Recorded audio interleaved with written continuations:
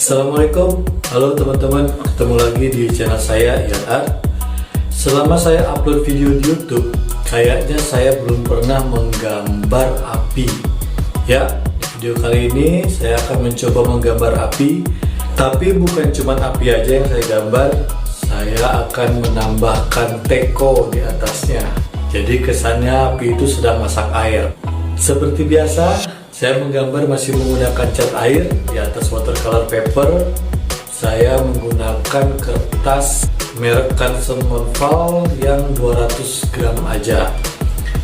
Untuk proses menggambar hingga hasil gambarnya seperti apa, teman-teman bisa cek videonya dari awal sampai selesai. Jadi mending kita langsung aja simak videonya. Check it out my friend.